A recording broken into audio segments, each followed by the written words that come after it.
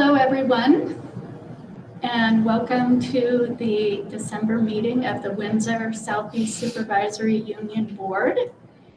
And we will begin. Are there any changes or additions to the agenda? I will just say that Brittany's here tonight. She did the follow-up questions on the data that she presented last month, and she has that ready. And as long as her internet is stable, it'll just be part of my report. Yeah. Okay, great.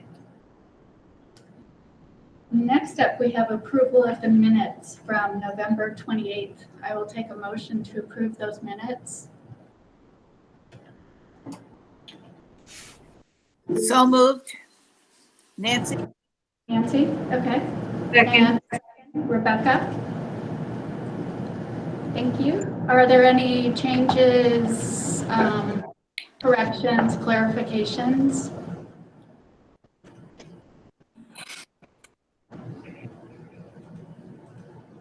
Hearing none, I will do a roll call of votes, starting here in the room. Bill? Aye. Anne Marie? I'll abstain because I didn't get a chance to read them. Sorry. Okay. Colleen? Aye. Davis? Aye. Elizabeth? Aye. Jamie? I abstain. I missed that meeting. Mark? Aye. Nancy? Aye. And Rebecca? Aye. The minutes have passed. Thank you very much. Next on our agenda is public participation and announcements. And Elizabeth. Thanks. I just wanted to take a moment to thank Jennifer Aldrich and all of the crew at Albert Bridge School and the community of West Windsor today, because they really, seriously turned lemons into lemonade today. As a person who is, I don't know whether I am still without power at this hour, but has a person who has been without power as of this afternoon, they managed to take a school with no power, and for those who don't know what they did, they managed to take a school with no power and join with the rest of the community and put some of the kids at Scutney Outdoors and some at the Grange Hall, and they still had experiential fun learning, and they weren't just knocking around. They actually had lessons, but they were awesome, and it meant that there was a continuity of care and warmth and a continuity of community, and the students were shown that our community loves them, and that there's, adults have flexibility and mad problem solving skills. And so I just wanted to raise them up because that was pretty remarkable. Thanks. Yeah, I saw the announcement from Jennifer Aldrich and I thought, wow, that was quite the day for the kids. It sounded really cool. And it sounds like they might possibly get a little bit more of that tomorrow. She was prepared. They were prepared, and I ditto what Elizabeth said. It was incredible. And we talked through it yesterday, and she said, "This is what we believe in. This is what we do. Outdoor education. We get to showcase it, and it happened." And she was prepared to do that tomorrow and possibly even Wednesday. But I did get a text from Jim that the power is back on at ABS. So, Yay. maybe that's disappointing because today was so awesome. But yeah. Thank you, Elizabeth. And Christy Keeney. Hi, I wanted to jump on real quick because I was super excited by one of the things I saw on the agenda, which is faculty kids being allowed to come to our schools. And I have a few minutes before I run off to hockey, but I wanted to make sure I made the time to be here because that would be a selling factor for me never, ever, ever leaving ever again. I've talked to numerous faculty members with kids who either said, oh my goodness, that would allow me to keep my job at Windsor because I won't be trying to figure out, how to get my kids to and from other schools. Or like for me, it'd mean like I would have the same vacations as my children and wouldn't have to take off like sick days or days to be home with my kids and stuff like that because they would be around. So I just wanted to throw my absolute wholehearted support behind that and know that many of my other colleagues would also feel the same way. And if I was a new teacher looking to a district, that would be a huge selling factor. So I'm super excited to see that on there. And I hope some other people chime in support. So thanks. Great, thank you, Christy. Have fun at hockey. I have one quick announcement. Yes. Just to welcome Leanna Robinson. She is our note taker, our minute taker Oh. resigned, and Leanna is here taking notes for us and for Heartland and for Mount Escutney. So she's taken on that role. Wonderful, Yeah. thank you. And so if you see her here, she is a staff member in our one of our schools, but she's here tonight to take notes as well. Great. Are there any other announcements? Elizabeth pretty much took mine, so. But I would have to say it was special for Daniel to go today. It was his first day in almost 2 weeks going to school, so. It's a good day. He had a good day, yeah. And I'd like to join in because they apparently set up lights in the school so they could do the drumming. So they were just so creative. And am I right that the holiday program is back on for tomorrow? If school is in session, I'm assuming, Jennifer was going to make the call later today, depending on. She did. She sent a message Good. out to parents saying that the program is on at 1 p.m. and then again at 5:30. Same program both times. Great. Thanks, All Elizabeth. right. Okay, moving on, we have our administrative report. Share my screen.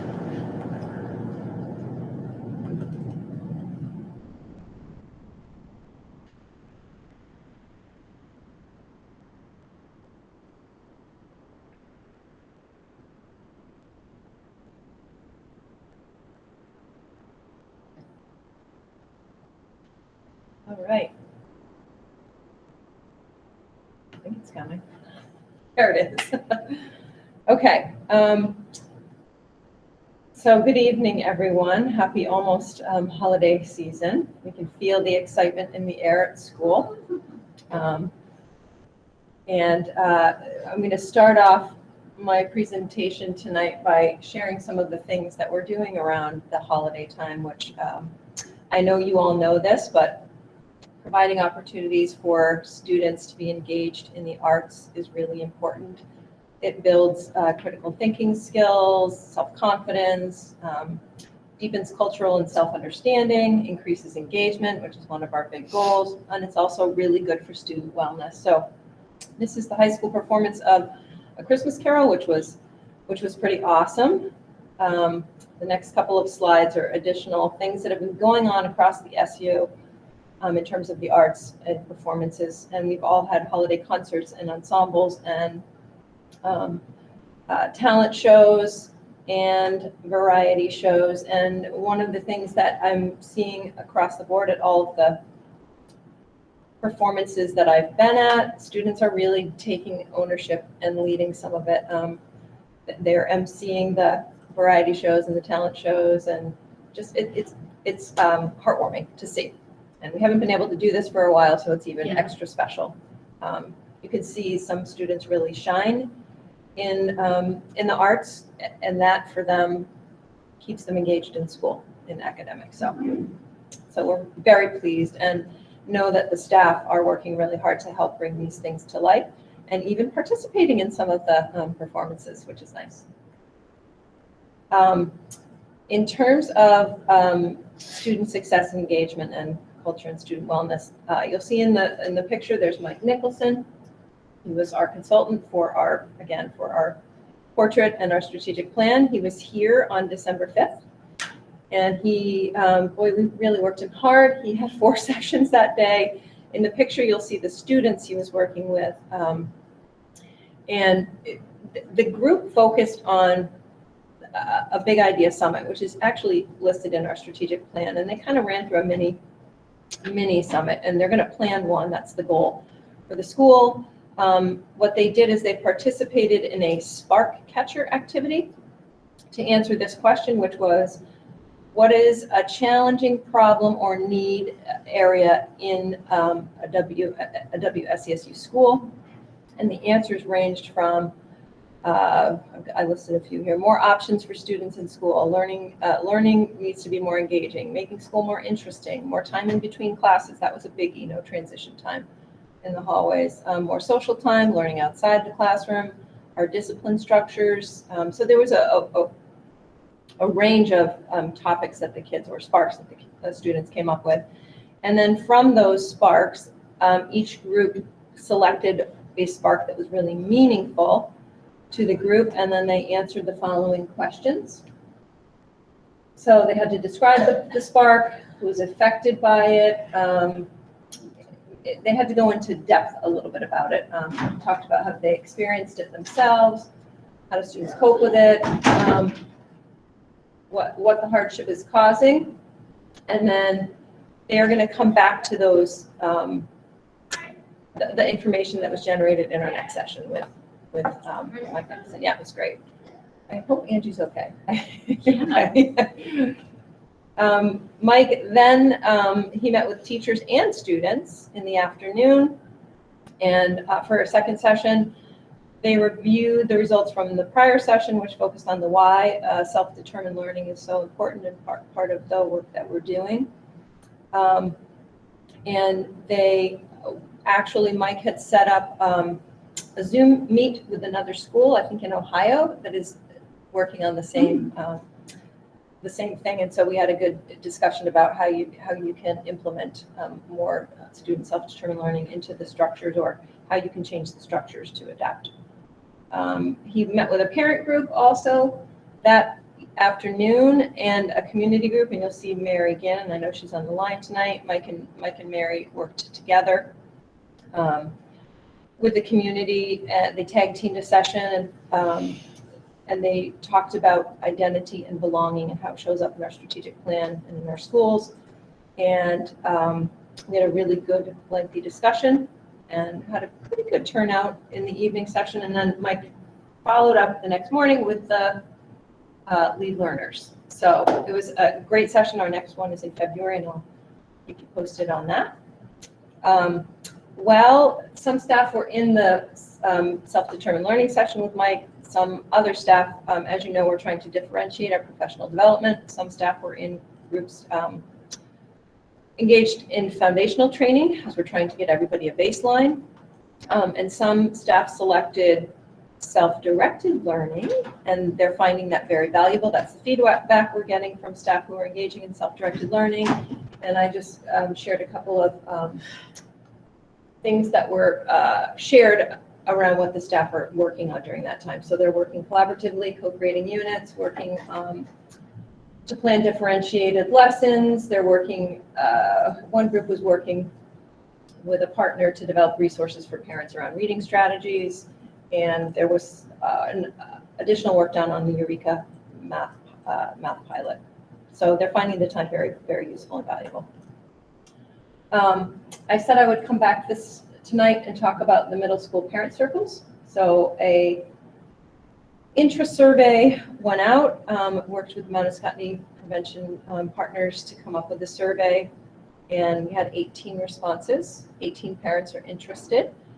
Topics that they want to talk about include screen time, communicating, how that breaks down when you're dealing with a middle schooler sometimes, student communication, moods, bullying, arguing, mental health. So The next step is I met with Melanie and Mima. Those are the reps from Mount Scottney, and we're going to meet to come up with some dates based on the feedback from the survey. So I'll keep you posted on that. But we were excited to have such a strong response. Yeah. And some people were like, I've been needing this for a long time.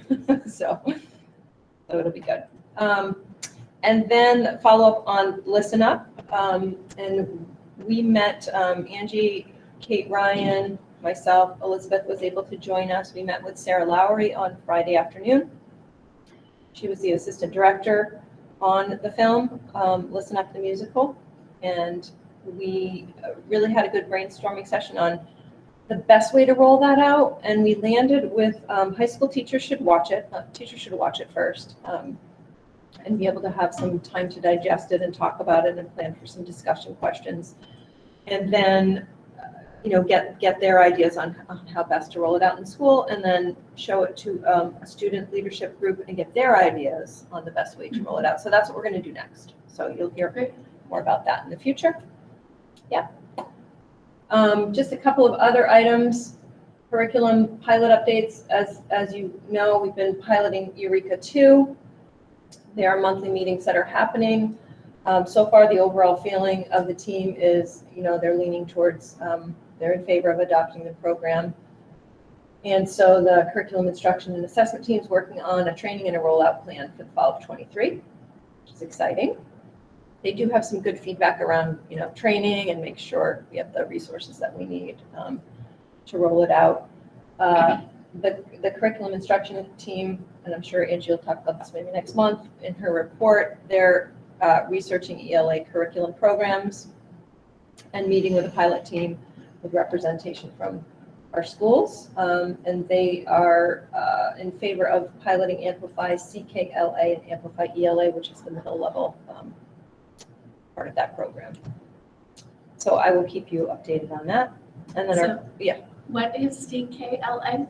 Angie, Core knowledge language arts. Thank you. and some of the teachers in the pilot have some experience with it. They had some very positive feedback. Yeah, we got to work on our acronyms. My apologies. COVID numbers. Actually, we're finding we're having more flu type A cases, and I don't have ABS because they didn't have power, so I couldn't respond. But still, relatively low numbers of COVID. Here is that question that Christy Keeney was talking about. I posted it last month to come back tonight, and I think it might be on later for discussion, and I can certainly hold off until then. If you'd like, I'll leave that up to you. Do you want to talk about it later when it's an item for discussion? Yeah. Okay. We'll do that. And so I will turn it over to Brittany. She's going to do a quick. Is she still on? I can't see. Yep, I'm here. All right. So Sorry, Brittany, my power is flickering a little bit, but hopefully we'll be able to get through it. Okay. Will you put it up to present on your end, or do you need me to present separately? I can pull it up, I think. I just need to share this tab instead. That's weird. You know what, Brittany, do you want to pull it up? Yep. Okay, You should stop presenting yours and then I can, okay. Perfect.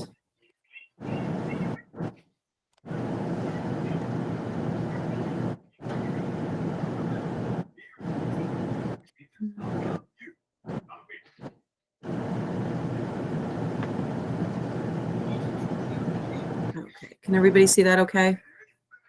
Okay. So at the last board meeting, I presented some of our preliminary behavior data from our new data collection system in PowerSchool. One of the benefits of having this new system is that all the data is collected in one location versus having to log it in separate spots. So that's going to be a huge benefit. Some of the data I presented last time, I kind of did so with a little bit of a caveat of this is a new system. We're really working through things. People are getting used to collecting the data.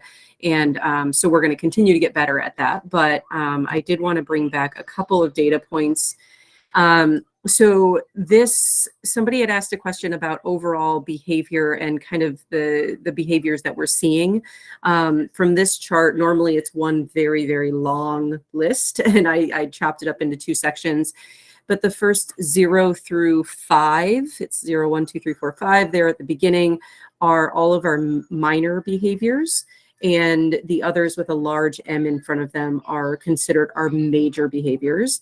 Most major behaviors were verified by an administrator in our buildings, because when it comes to a major behaviors, they would be the ones addressing it in the end. Our couple of minor behaviors: defiance, disrespect, disruption, physical contact, so just minor physical contact, property misuse and damage, and then technology violations would be considered minor. However, there are major categories for those as well if the behavior rose to that level. So this is our data just from September 1st through November 30th. Let's see if I can. There we go. So another question was if we could divide this data up by school. So I did so. You can see the data by school and by month. It correlates for the most part with our numbers for each building. And this includes all major and minor behaviors. Some of the information we're getting back from teachers, like Windsor School, for example, did a lot of work on getting everybody on board with reporting. They also did a lot of work calibrating how they're reporting. And so it was not surprising that those numbers went up a little bit in November as people really got used to the system and more people started logging the information. Heartland School went down. They had put some very intentional interventions in place to support some behavior and target some things. So that again is not surprising as well. I can't see anybody, so if there are questions, Christine, can you just stop me? Yeah, you're good. All right.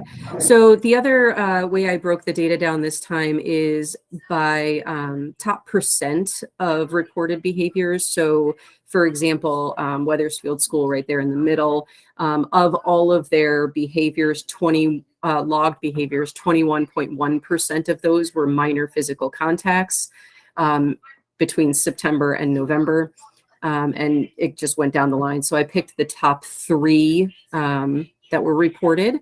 And one of the biggest reasons for doing this is this is really how we focused our discussions when we talk to behavior teams, is to say, okay, these are the behaviors that we're seeing.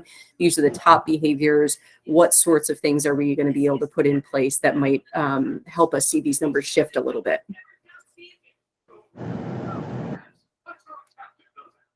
There's a question from Rebecca. Brittany. Okay. Hi, Brittany. Hi. This is extremely helpful. And what my question is, because you indicated that Heartland put in several interventions, and as a result of the interventions they put in, behaviors disruptions went down.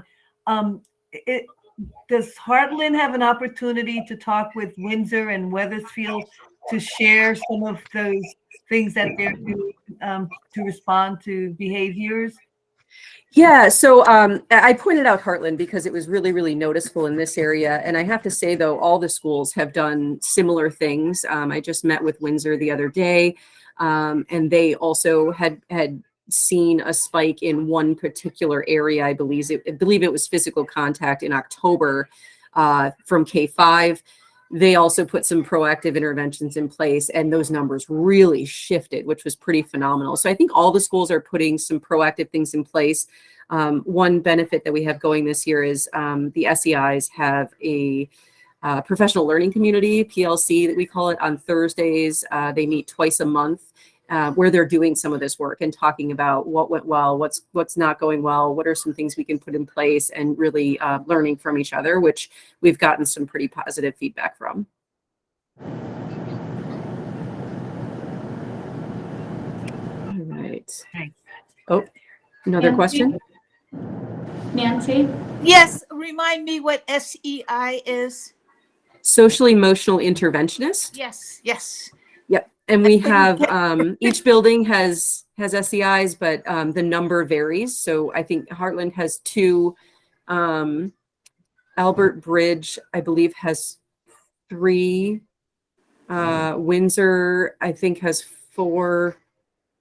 I'm saying this, I really wish I had the numbers in front of me, but the H building has several that are really working on providing supports for our students. All right.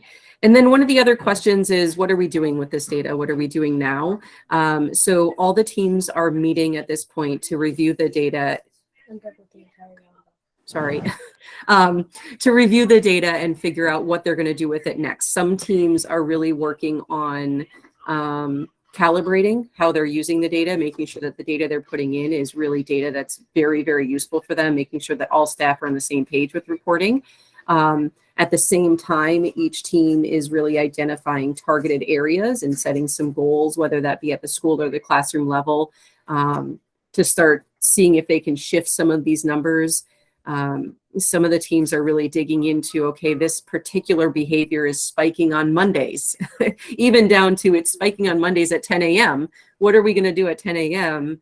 To help support our students as they transition back from, the weekend?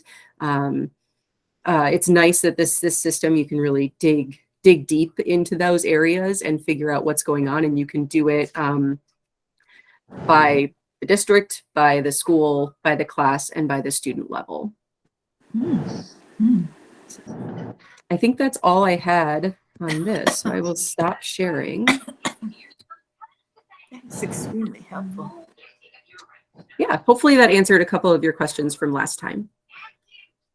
That's very helpful, Brittany. Thank you. Rebecca? You're welcome. I think that this material is very, very helpful.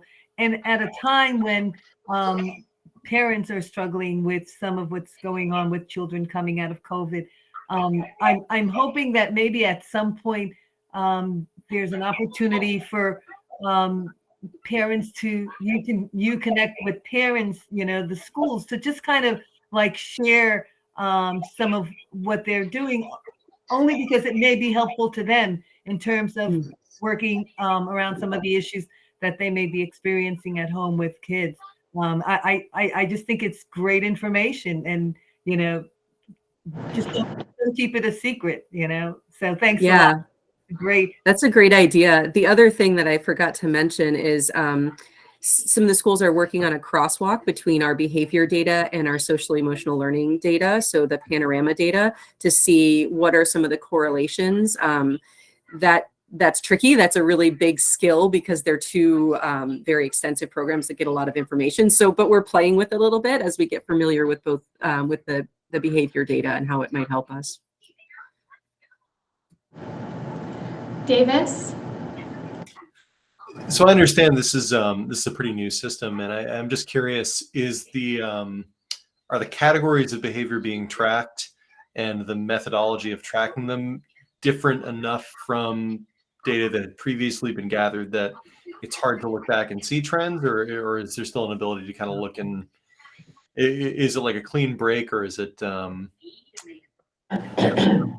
correlations? Yeah.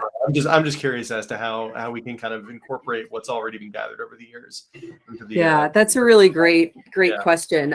It's tricky because every school was not using the same reporting system, and so because of that, not everything, while they might be similar, I would hope they're similar, it's really hard to pull a direct correlation between them.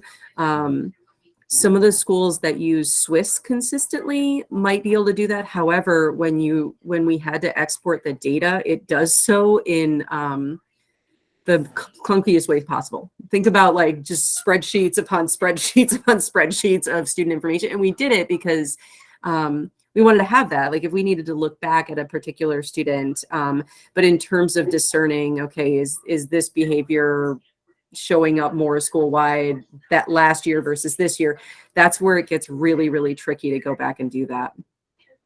Oh, the new system that you have in place seems pretty comprehensive. So hopefully that's something that has longevity, and in the years to come, we kind of can look back across our SU and see those trends. And yeah, that's the goal. Mm-hmm. Thank you. Nancy?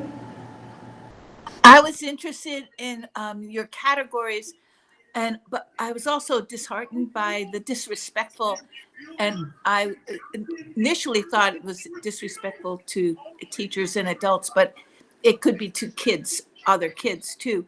And Right. how do you distinguish between it, and how does it's subtle, and a teacher, one teacher would say that's disrespectful and someone else would say that's fooling around. So it's really kind of hard to Yeah.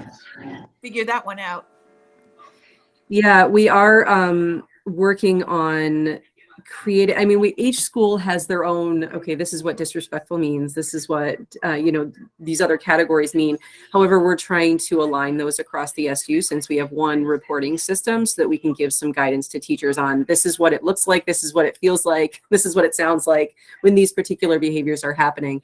Now it's still, the tolerance level of certain teachers versus others is going to vary. But the best we can do is, provide scenarios, role play, using our SEIs to get in there and say, oh no, this one, you should log this as this because it fits with, what we're seeing across the building. So it's certainly, it's something we're going to continue to work on. And I think we'll get there eventually. And in terms of figuring out whether it's a student or a teacher, when you look at the overall data, it does say, it's just disrespect. However, when you dig down into it, you can run disrespect by motivation, which breaks it down by were you trying to obtain peer attention, avoid peer attention, obtain adult attention, avoid adult attention. Was this a lagging social skill that we need to work on? So we have other categories that we can drill down into a little further.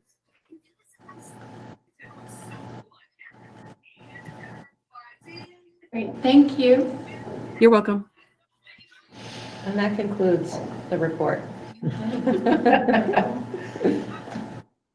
Right, we are, Elizabeth? Thank you. I just wanted to ask about the status of the equity inventory.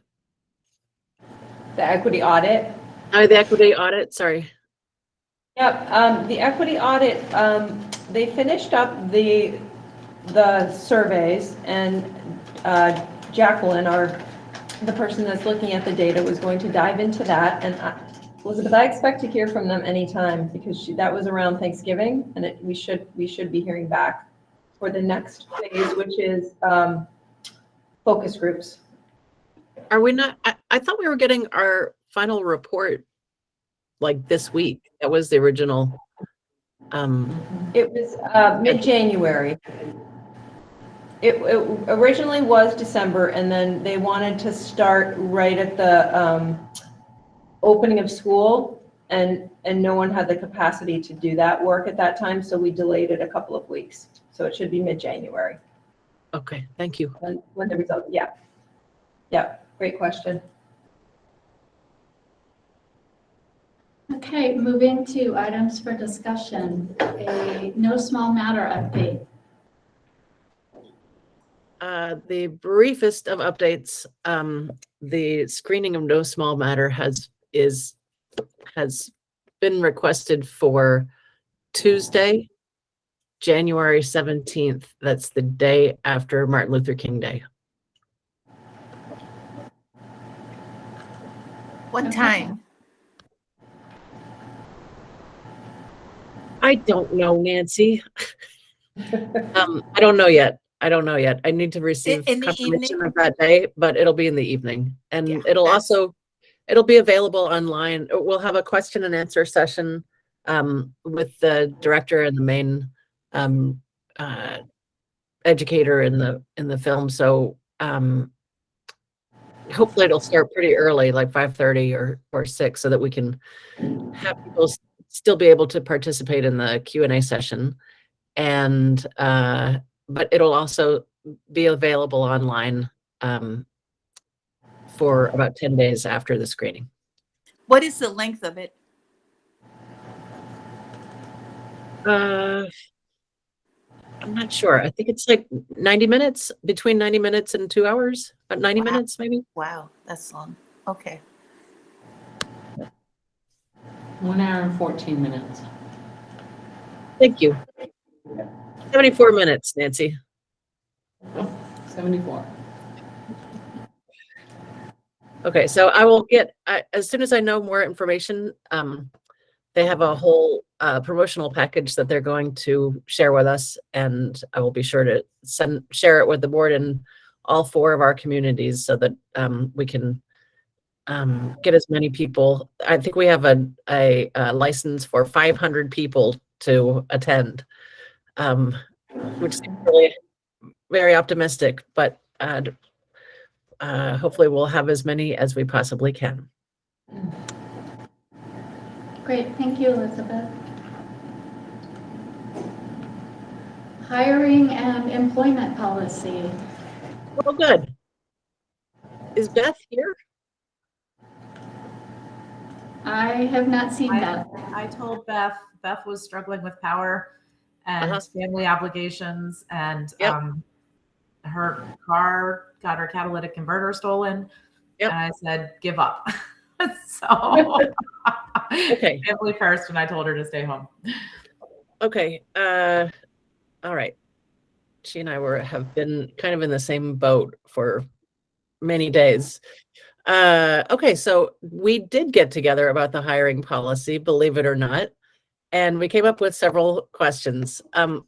Is it possible? I don't know if it's possible for me to share my screen or not. But let me, hold on. I think you should be able to, Elizabeth.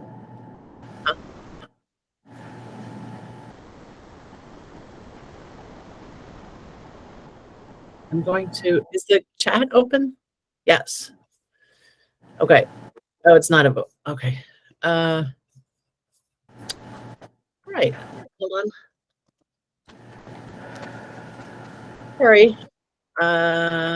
Let's see, there. Now I'm going to share my screen and tab, and it's going to be this tab. Ready? Here we go. Now I can't see any of you. Can you see this? Notes about hiring and employment policy. Can you see it? Yes. Okay. So we came up with some ideas of what the kinds of things that we thought were worthy of a policy. And then there are a couple of things that aren't policy worthy, but are also questions. But we want to make sure that we engage with never hearing good fit ever again. So wherever possible, oh, it's not even on here. I'm sorry. That's because it's so, hold on. Okay. We talked about making sure that that hiring is done predominantly by skills and secondarily by experience and not by good fit. And so as such, we had a couple of questions. We wanted to, and we believed that, we both believed that that belongs in policy, making skills be the center of hiring. And also how to consider, so this is a question for Bill and for administrators who are familiar with teacher contracts. And I hope you're still here, Bill. Yeah, you're in the room, right? I am. So like considering the matrix, how would one, like breaking out from the 15 years experience, like if we wanted to hire an astronomer to teach physics at our high school, and they only had a bachelor's degree in astronomy, but wound up being a NASA astronomer. How do we account for that in our hiring process? And I guess that's, Yeah, that power lies with the superintendent. The Yeah. superintendent has latitude on what experience to count towards experience in the placement. so that was one of the things that Beth and I Also- talked about, was making sure that that was, that life experience and professional experience do count for something, and that an advanced degree isn't necessarily required for a job when experience may be even more valuable than an advanced degree. So if a person does not have their teaching certification, Right. Well, that's a lot, right? to get their teaching certification, there are two different ways to do that. Either going through your traditional education, like taking the teaching courses and everything, or they can have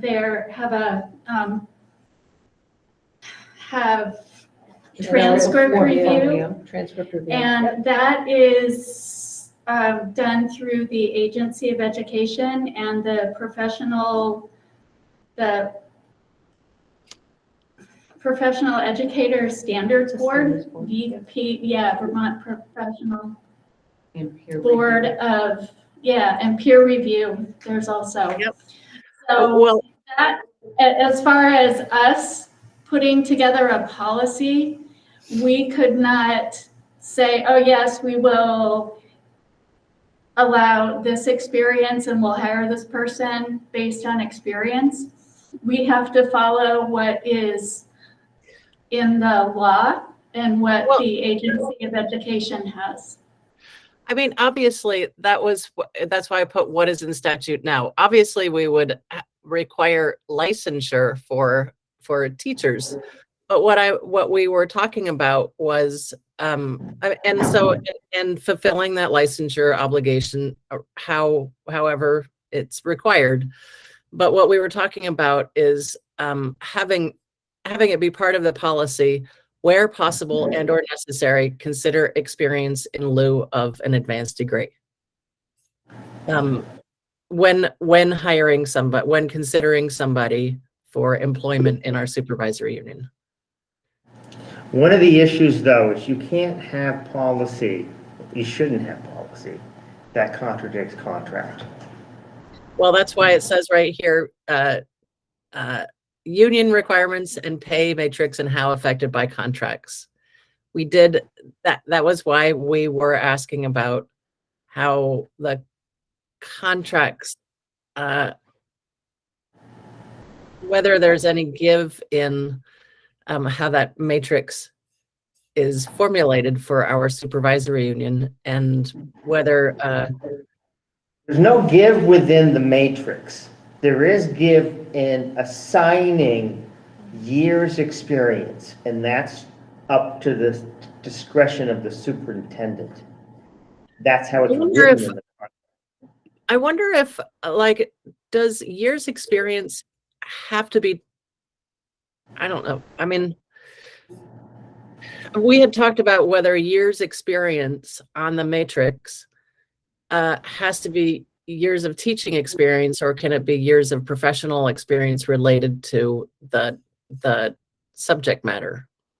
That discretion is given to the superintendent. And it typically, there is some latitude there, Elizabeth, and if you've worked in an industry for a number of years, there is consideration for giving a step on the schedule that honors that work. Okay, wait, before I move on, Rebecca, I see your hand. Elizabeth, it's Angie. Yep. The other thing is, in order to put, so if this was for a professional staff person, they cannot, and a person was coming on, they cannot exceed someone with similar education experience. So there's that That's Right. a rule that we have to follow as well. So Okay. that there are a few parameters the superintendent can play with, but some limits on that. So Elizabeth, there's a multiple of issues that I have with the matrix, but this is probably not the place to get into it. What I did want to say, Elizabeth, was that when I entered the field of education, I entered it with coming from an MSW background. My degree was a master's in social work. And I did not have a guidance degree at that time. And what the school did, they allowed me, they evaluated my experience, and they also had me put together a document speaking to the work that a guidance counselor does. And so there is a process, and that also was taken into consideration in terms of salary. So they were able to apply years experience and connect that to a salary. So there is that leeway, but I think the only way when they did that, they were short of guidance counselors. And so I don't know if it's a traditional route, traditional tool that they use, or they only use it in emergency situations. Well, thank you for that, Rebecca.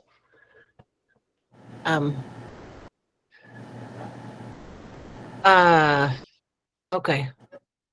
So we wanted to make sure that positions are marketed through a broad range of regional, national, industry-specific outlets. And we wanted to be sure that we are somehow confidentially capturing demographic information about applicants. And we want to make sure that the roles of community and members and students are consistent across our supervisory union with regards to hiring, because it really seems to change from hire to hire. An example is at Elmerbridge School, sometimes there are hiring committees that include parents, and sometimes there are not. And I think it really depends on the amount of time that how pressing the hiring need is, and but it should probably be consistent across the board. And let's see. And we also thought that okay, we thought it was important to have an annual review, which is based on standards and collective team and organizational goals, and define the standards for each job so that it's clear what a good job is for each what a job well done is for each position, and that the standards are linked to the specific skills required for the job in the job description, and that in the offer of employment letter, that the expectations and standards are explained, and also that the annual review is explained in the offer letter, so that whoever considers taking a job with our supervisory union knows exactly from day one what will be expected of them. And as such, updating the job description at the time of each annual review and keeping it as part of an evolving record. These were our, yes, Nancy. The annual review would be done by principals? Well, it depends on who is their supervisor. And ideally, and I didn't include this, but ideally a 360-degree review.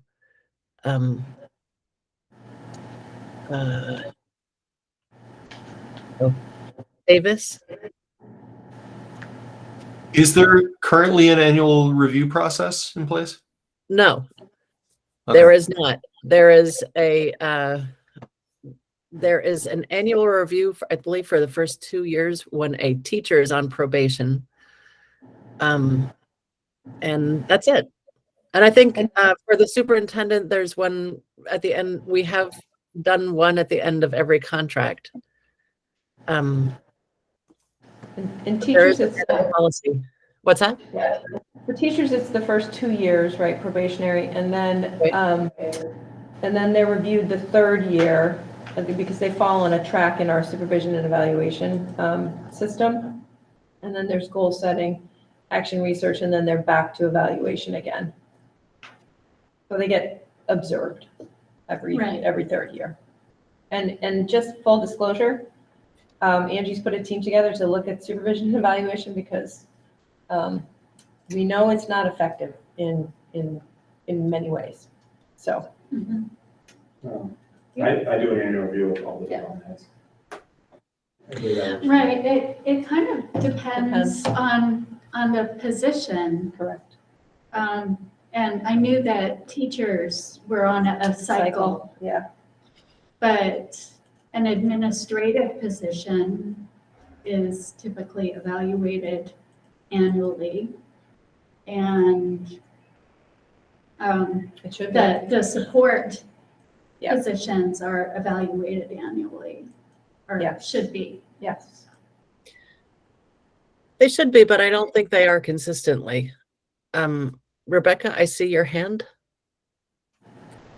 And that's, we need a policy saying that they should be,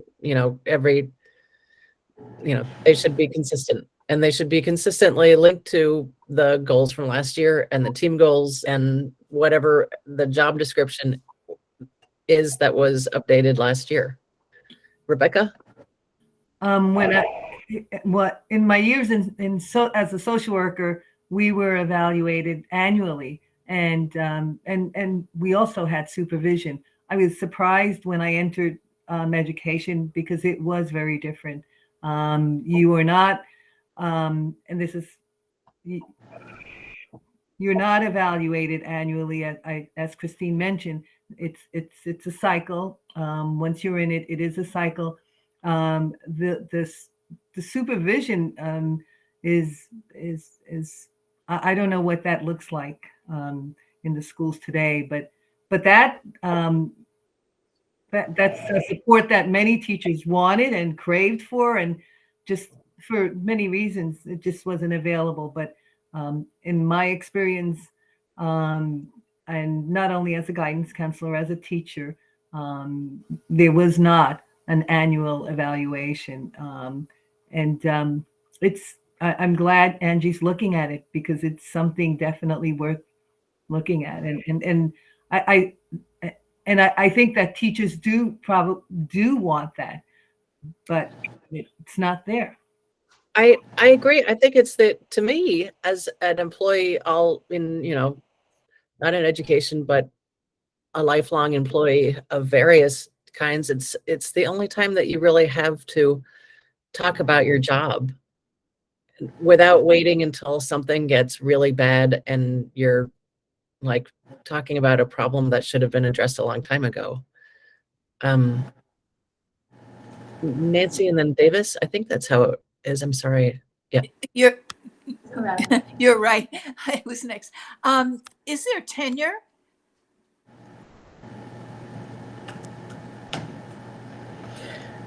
After probationary Yes. period, yeah. Yes, there is. I wouldn't call it Is that after tenure. 3 years? Yeah, no, there isn't tenure per se. You're not on a probationary contract after year 2. But there is no official tenure. No, in a probationary contract, you can be non-renewed without cause. Yeah. Okay. Um, Davis?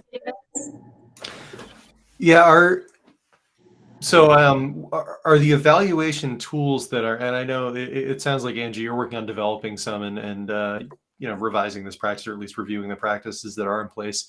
Are the evaluation tools that are developed when they have been kind of created or found, is that something that we could see in this space, and just like get a look at and see what kind of tools we're using? I'd just be curious to see what. It's On the, Human Resources website. It's the Danielson framework. Davis, I don't know if that means anything. I'm not familiar with it, but I'll check it out. That's what we use to guide our supervision and evaluation.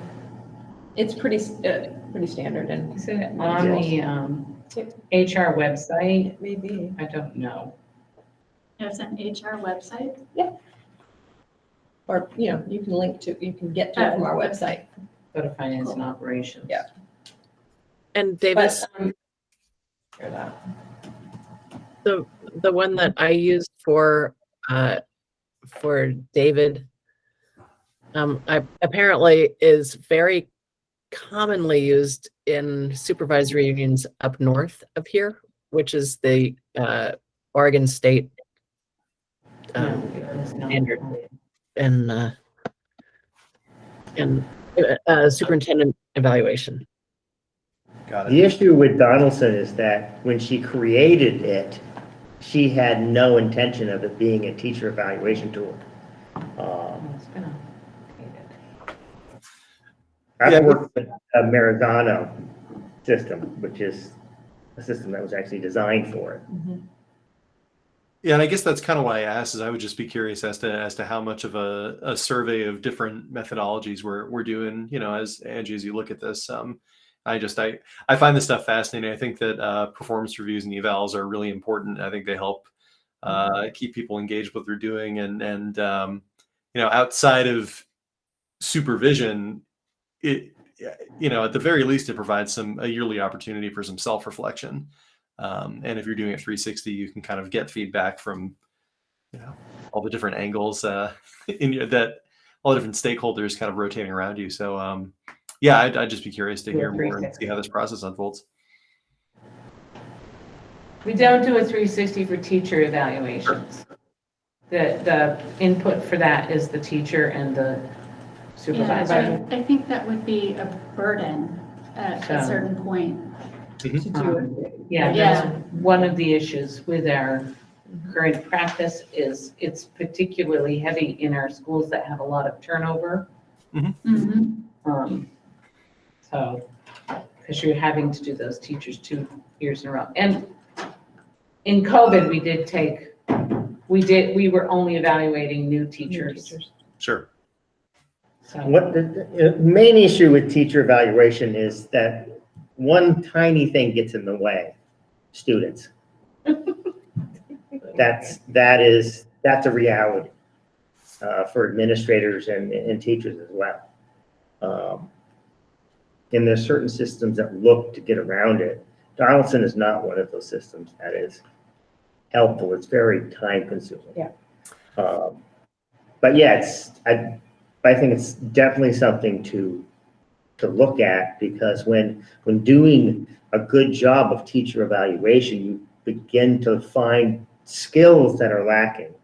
And you also begin to find strengths in teachers that can be utilized in other ways.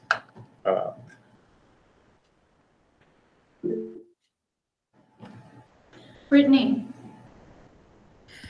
So I can say also that we're transitioned to Frontline for housing our evaluation documents, which is really helpful because we can run data on things like what Bill was talking about.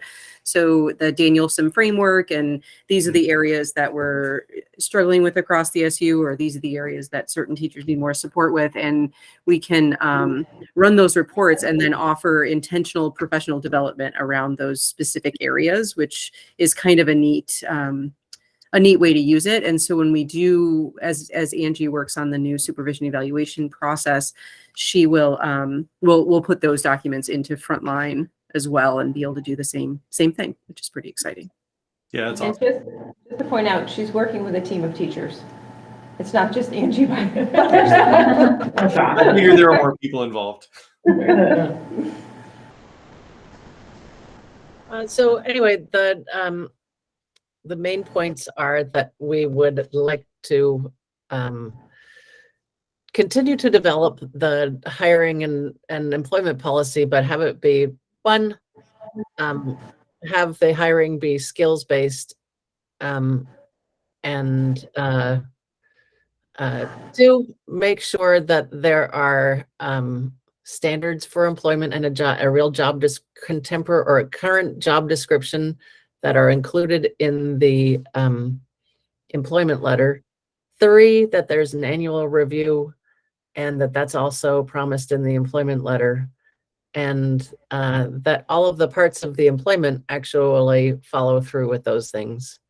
And then finally, that there is, for every employee who leaves our supervisory union, there is the opportunity for an exit interview.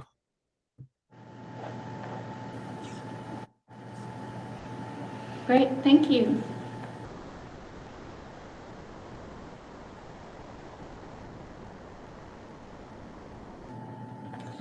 Would you and Beth like to continue putting that together, or would you like more assistance with that? I think we'd like to continue putting that together for, I can't promise that I'll have it next month because I start legislating in a couple of weeks and I'm not going to have time to but I might do it before the start of the session. You never know, but let's say February, we will come up with a real policy to bring to you. Okay, thank you. Elizabeth, if she wants my input, give me a call. Thank you, Bill. I think I have a few things to give you a call about. Okay. Okay, next, let me just make sure that Jackie hasn't, Christine, could you keep an eye on Jackie? Yep. Okay, because that's where we will break and we'll go Okay. to her. Next on items for discussion is a Windsor Southeast Supervisory Union Board student representative. And that was a request from a student. Do we want to consider it? We just, the Mount Scottney School District just what's the word, appointed, thank you, Bill, a student to their board. And the question is the Windsor Southeast Supervisory Union Board open to having a student rep? Elizabeth, and then Davis.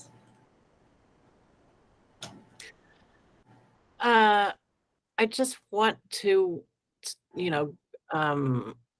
say as a legislator that, and also as, well, I'm shepherding a bill that would require all educational boards to have student representation.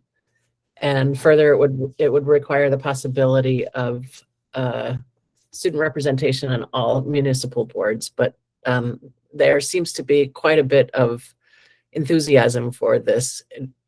So it might behoove us to seriously consider it, as it could come into law in the next year or so anyway. Davis.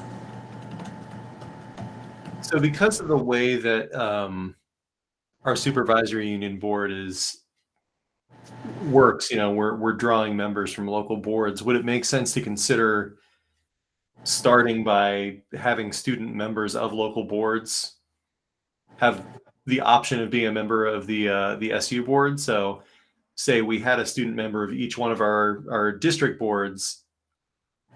One way I could see doing it is giving those students the option to each attend the SU board as a student representative from their district.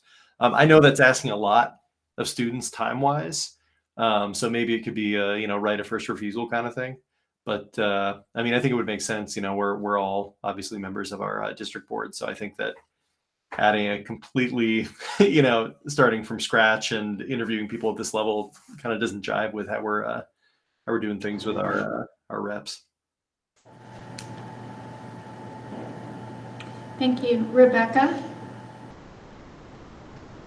I like that idea, Davis. That sounds really good. And I definitely am in favor of having students on our supervisory union board. And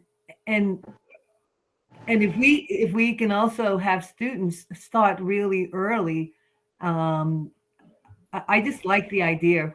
And I think we were talking at some point, beginning maybe looking at fourth grade. But I really like the idea of possibly having students from each student from the different towns. Thank you, Rebecca. Mark? This is really just a question for Davis. Do you see any tie-in with the local student government as far as when they have a class president, class secretary? I'm just curious if you feel like that could add importance to the work that they do, instead of just having it simply be, okay, we're here to just put on one dance a year. I think it might be, if there's some way to tie that in with the willing that are involved with those, it might be a good way to streamline it and just add some process to it. Yeah, I think that, Mark, you definitely could get some continuity from that between, student governance, district governance, and SU governance. If you had a student rep who was involved in all three of those things, or a group of student reps who were involved in all those things, continuity would be the benefit. On the other hand, too, I'm pretty sensitive to, student schedules. I know that our students have a lot on their plate between, arts and sports and schoolwork and their lives. So, but yeah, I mean, it's a good thought. I don't know if that's something. Like that right of first refusal you said before. What's that? Said I like that right of first refusal you said before. Yeah. I mean, that was my first thought. Because if you have some really driven students who are, who want to do all three of those things and can provide that continuity, maybe that's a good thing to consider. But again, I feel like we're kind of starting from scratch here. So it's good to hear all the different ideas that of how we could do this. I definitely think we should have some student representation on this level. Elizabeth? Thanks, Amy. I think I love your idea, Davis. And Mark, I think that part could be that could go district by district. If Wethersfield wanted to do that, then great. If everybody wanted to do that, that's also great. But as long as it winds up that each town is represented, or each district is represented on the board. The other thing that I was thinking was that that there could be some kind of flexible pathways credit if you are on the SU board.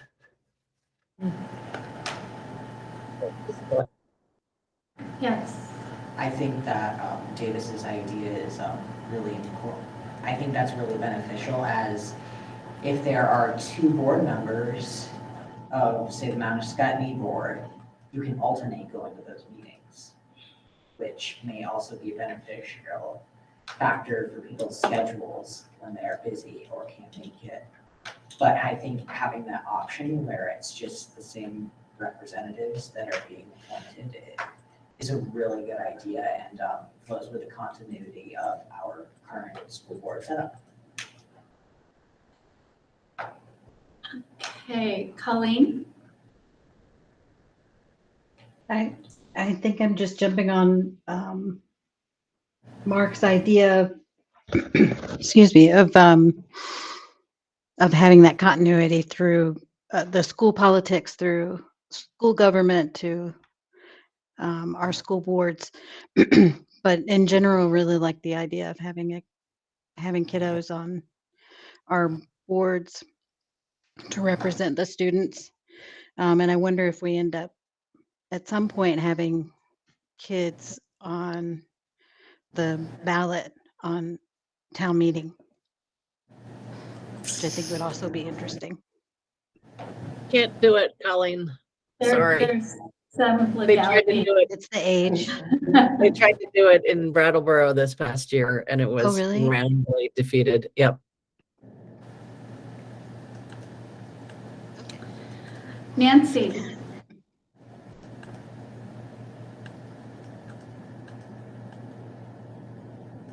You're muted, Nancy.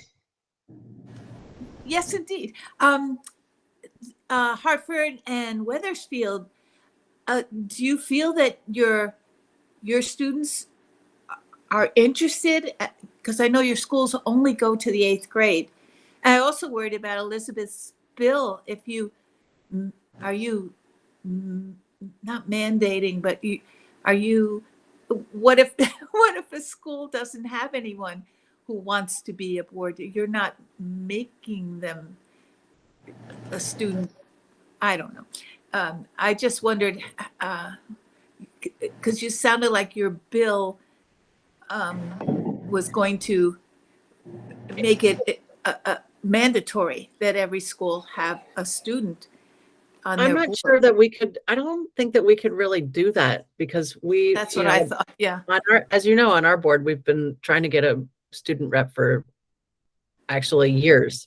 So I think it's more, if I misspoke or said it in a way that was confusing, it would be that all of municipal boards, including school boards, would be required to offer the possibility of Perfect. student representation.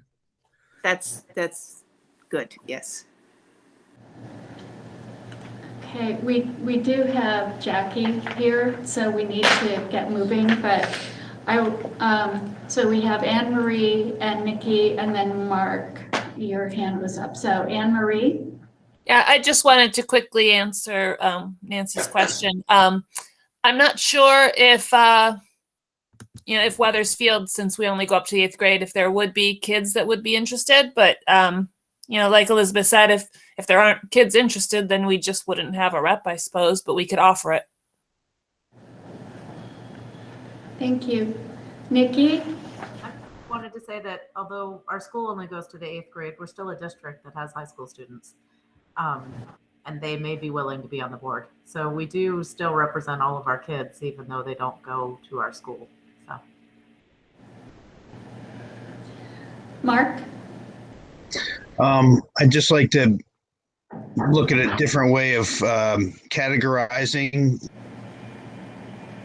Instead of having a student be classified as a board member, that they're simply a representative. That way it's more, they don't have the obligation of a board member, and they can simply represent their school and their community when needed. I just think that same thing, if they're not elected as everyone else on this board is. So I think that might be a problem. So simply having them act as a representative at various different points in time when it's required, and just leave it at that.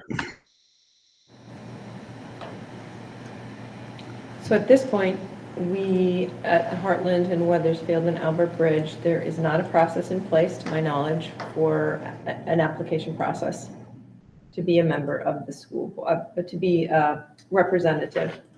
I'm happy to talk to the principals about that and see if we get interest and then bring that back. Okay. If that helps. Okay. Yeah, that'd be great. Okay. So that could be part of next agenda. Yep.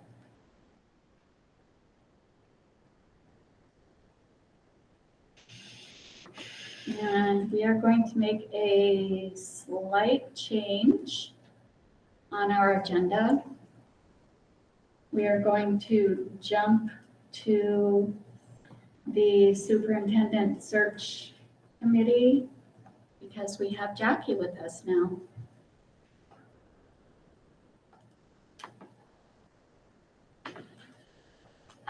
And hello, Jackie.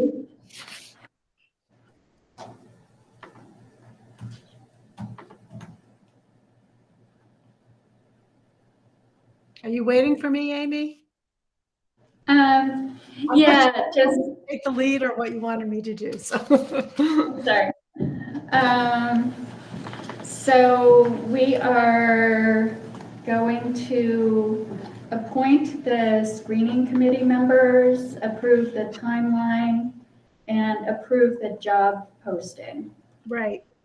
So the screening committee charge, I know that at the last meeting, board members were going back to their local boards, and I know central office, I already heard from central office and have 2 members, and I know Christine was connecting with principals. So I'm wondering if you've landed, if you have names, if you have people that have said yes, and so that would be good to get that information. And then the board would just in general approve what the screening committee's responsibility is. So there would be a motion to approve that charge of the screening committee and the members.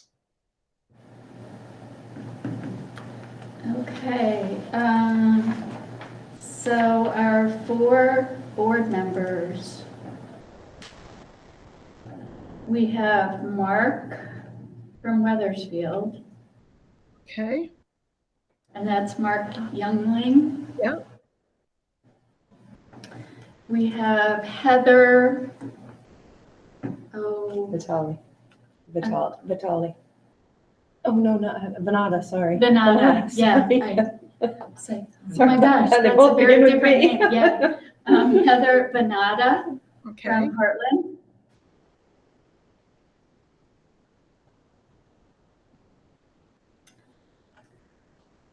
And Elizabeth, who from Mount Escutney. Okay. I don't think we talked about it.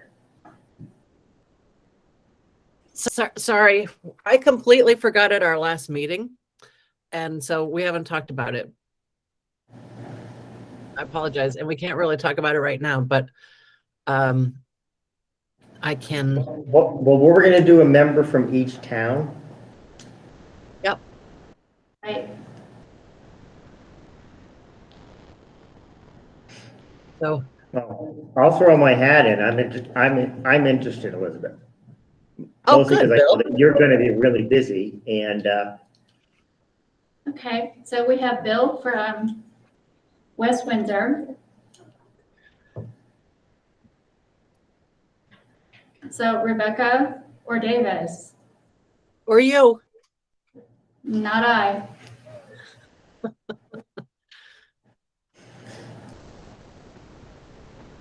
wise beyond your years. Can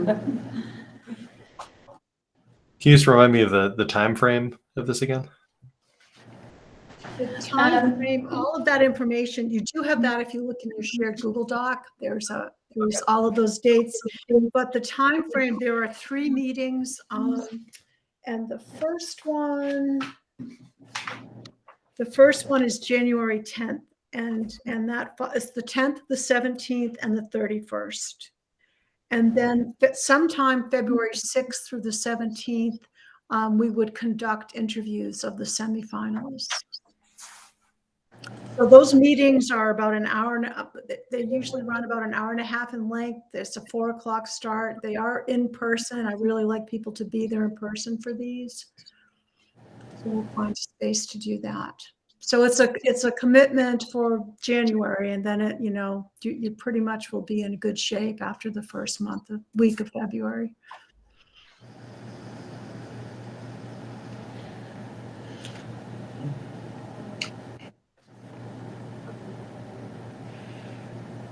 So I may need to, I would love to help out with this, but I do have some commitments that are going until early March. So I don't know if I can make a decision right now, but I can look at my calendar.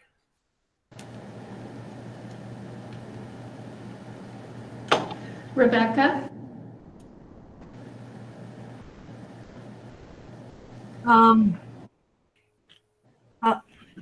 Davis, if you can look at your calendar and see if it works, and if it doesn't work, then I'll make that commitment. Jackie, can we get back to you? Sure. I mean, I think as long as the understanding is when you approve, the board should approve the charge tonight. And I would just say, a membership will be determined as discussed this evening, just so you've had the discussion. And I'm not clear though, is it Elizabeth or Bill? It is Bill. It's Bill. Okay. I'm not straight yet on where everybody's from, so it throws. Sure. Yeah. Okay, so it's Mark, Heather, Bill, and Davis and/or Rebecca. Not and, but or Rebecca. Okay, thank you. And our building administrators are? Colleen Deschamps and Jen Aldrich.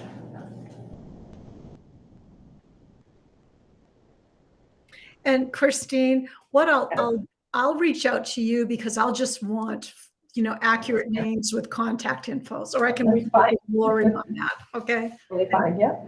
Yep. And if you want the central office, I can give you those names. That's central office. It's Katie and Tina, right? Yep. Yep. And Teacher. yeah, teacher. I got one name, Tina Skehan. Did you get any others? I did not. Okay. The one teacher name that I received was Tina Skehan. Okay. And I did not hear from the support staff. Although I did reach out to the union reps to ask them to share it with their membership. Did you hear? No. I think if you do not get a support staff and there's another teacher, it would be good to have two. Put it back out. Yeah. Yeah, it'd be good to have two educators on there if you're not able to get a support staff person. And did someone just have their hand raised? Davis. Davis? Yeah, I just had a chance to look over. I just needed to make sure I didn't have any conflicts on those dates. I should be able to do it. I have a conference in January, but it's the 1 week that we're not meeting is when I'll be in Florida. So Great. it's all good. Okay, Davis. Thank you. Mm-hmm.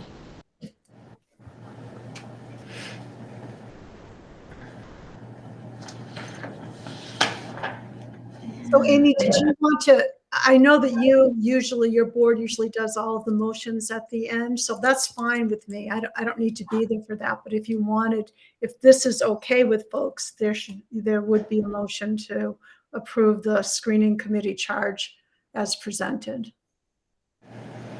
Okay, I figured so you would know. We're kind of jumping to that, and then we're going to go back to. Okay, great. After we get that done. So, Nancy. That was a mistake. Okay, so I will take a motion to approve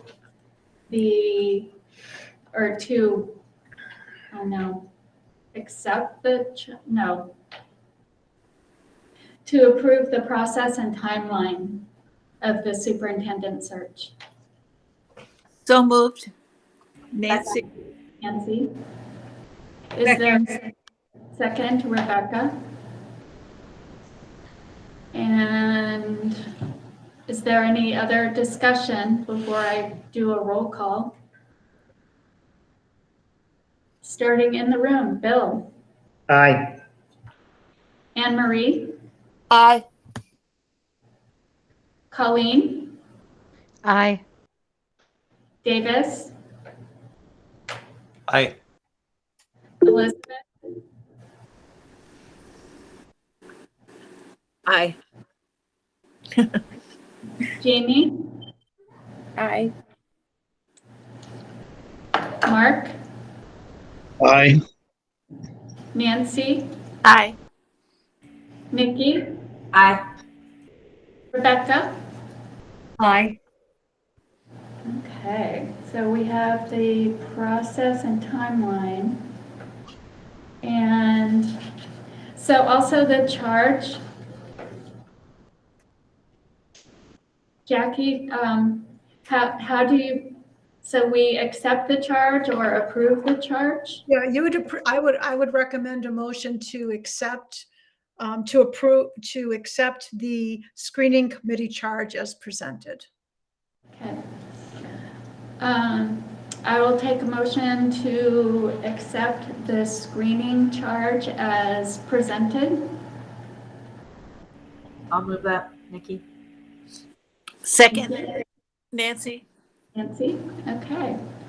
And I will start, are there any other questions, comments before I do the roll call? I'm going to start online. Anne Marie, Aye. Colleen, Aye. Davis, Aye. Elizabeth, Aye. Jamie, Aye. Mark, Aye. Nancy, Aye. Nikki, Aye. and Rebecca. Aye. Okay, it has been approved. Did you need more, Jackie? I know we have on the agenda the approval of the job posting. Yes. And I looked that over. Did others have an opportunity to look over the job posting? It was in our agenda information.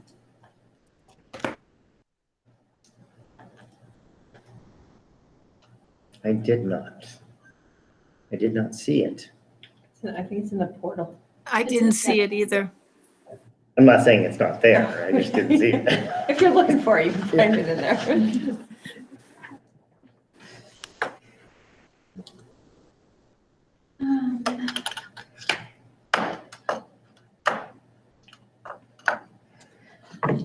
So have there been, did anyone have a chance to look at it? I did look at it, Amy, and I thought it was good. I only had an issue with the first paragraph, the last sentence. It says the new superintendent will provide leadership that is committed to educational opportunity and access for each student. And I didn't know it. I just had a thing with the word access, but other than that, I found it to be pretty clear. What is it that we're looking for, and speaks a little bit to the community. Yeah, I found it okay. Jamie? So I also had the opportunity to read it, and the second to the last paragraph, it says interested applicants should apply online through schoolspring.com, and then it has a period and then submit. If those are actually supposed to be separate, submit needs to have a capital letter. Yeah, I'll fix that. Yeah. And I do want the board to know that with what you're looking for, I did take the, you had quite a few folks respond to that survey. I was impressed. There were over 100 folks who responded to the survey.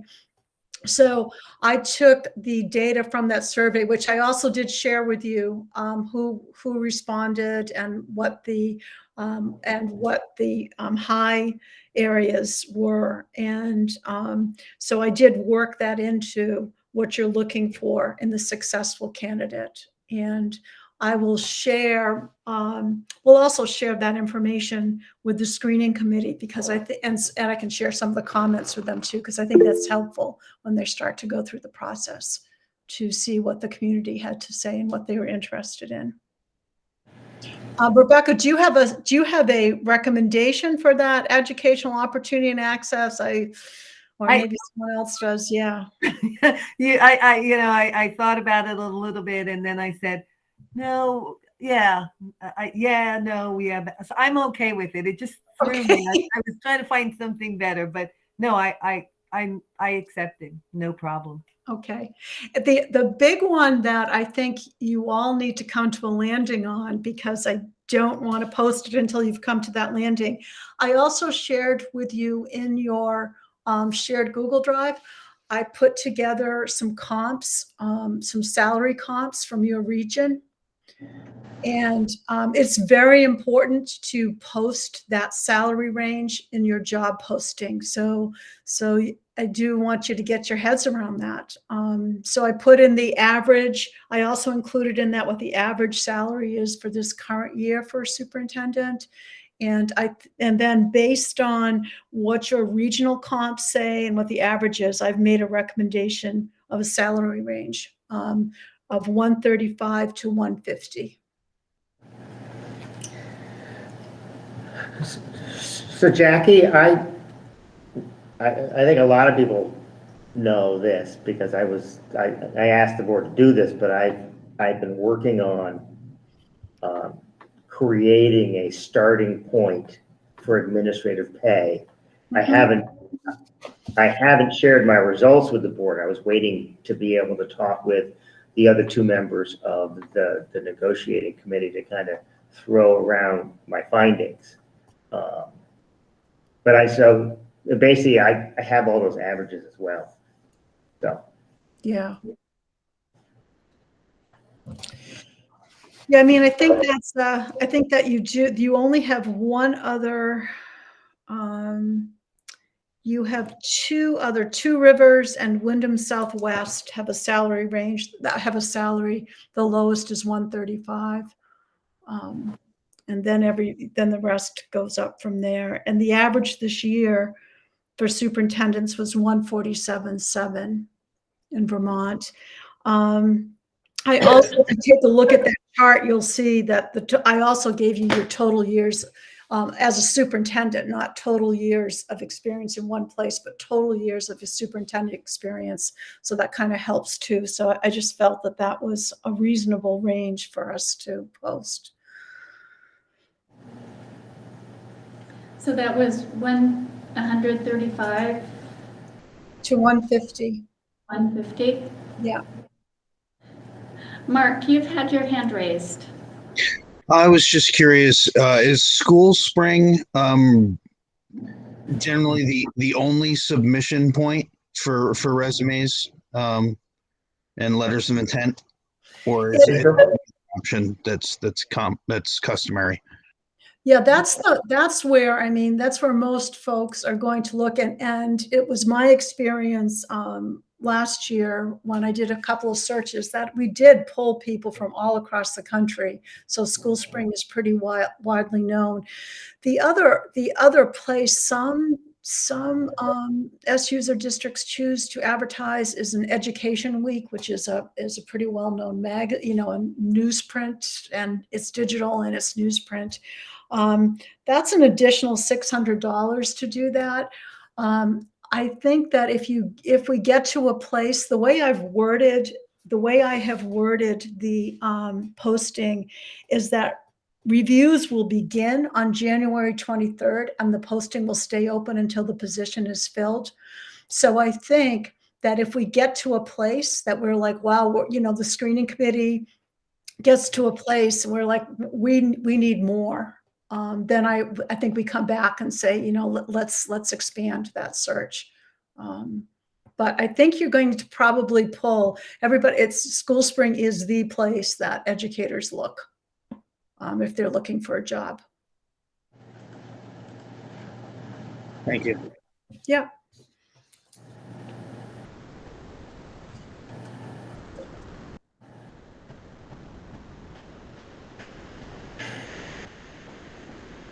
Does anyone have any comments or on the 135 to 150? Anne Marie?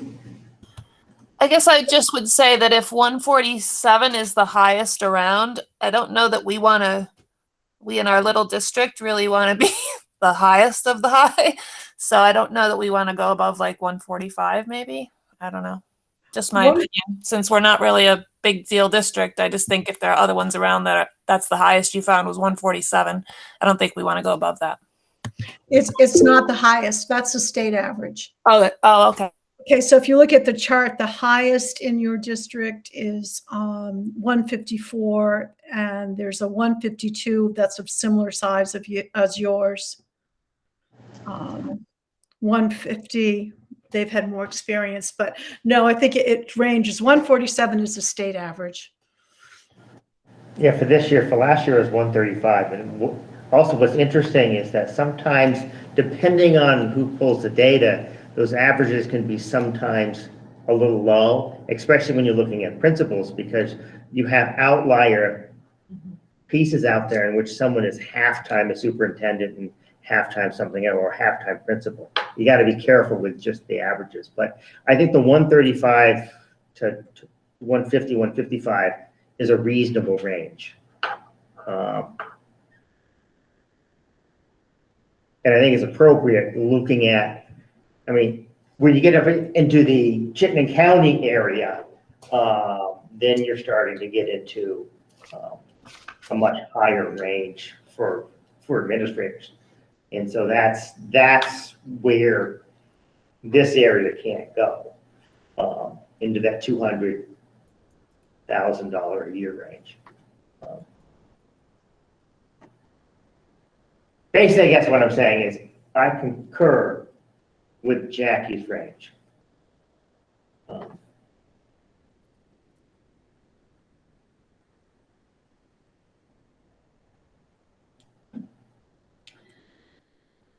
I will take a motion to approve setting the salary range at 135,000 to 150,000. So moved. I'll second. And Nikki seconds. Any other comments, questions? And my comment off the bat, it does seem like a lot of money. But when you look at the private section and the stress and the level of expertise that we're looking for, that's what's expected.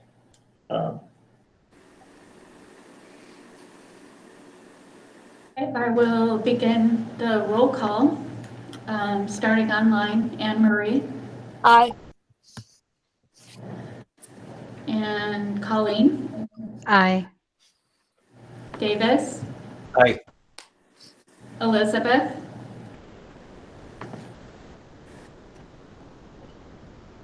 Aye. Jamie. Aye. Mark. Aye. Nancy. Aye. Nikki. Aye. Rebecca. Aye. And Bill. Aye. Okay, that has been approved.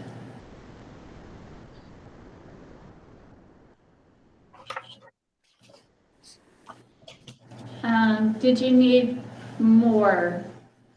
I don't. I think that's fine. And I intend to get the job posted by the end of next week. I'll wait till after the holiday and I'll get it out though during the break, because I think that's a good time if folks are, if they may have some time to think about it, if they're considering changing positions or interested in the superintendency. So I'll follow our timeline. I think that's what I had proposed.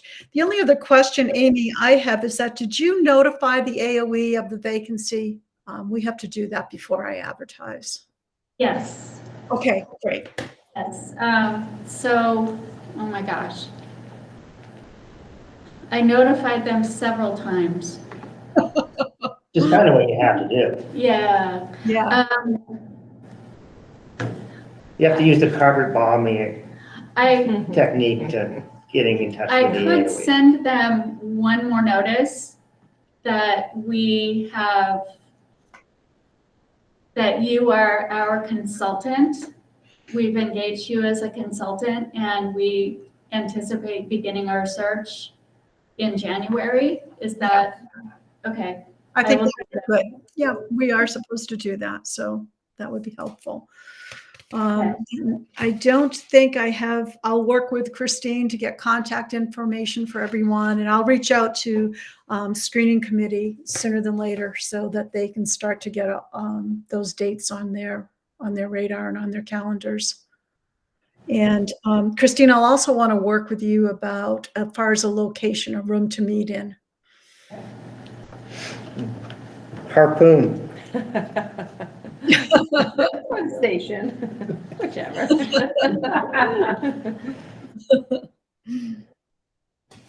Okay. But I think I'm good. Anybody have any questions for me? All right. I already had one inquiry. Somebody already reached out to me and said, hey, I hear you're going to be looking for a superintendent. I said, well, watch School Spring. Wonderful. Well, thank you, Jackie. Okay, well, thank you. And happy holidays to all of you. And Yes. did you get power back there? You guys got hit hard, didn't you? We did. Some of us. We got a lot of snow here and I have a lot of downed trees, but we didn't lose any power around here. We're lucky. Yeah, very. Yeah. We had 4 days of the Festival of No Lights. Oh, that's terrible.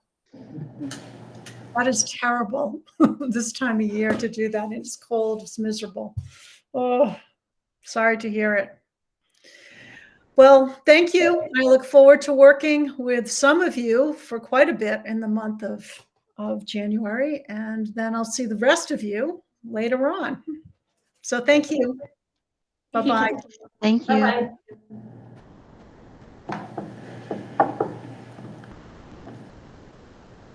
Okay, so I will notify AOE in an email tomorrow. Let me see.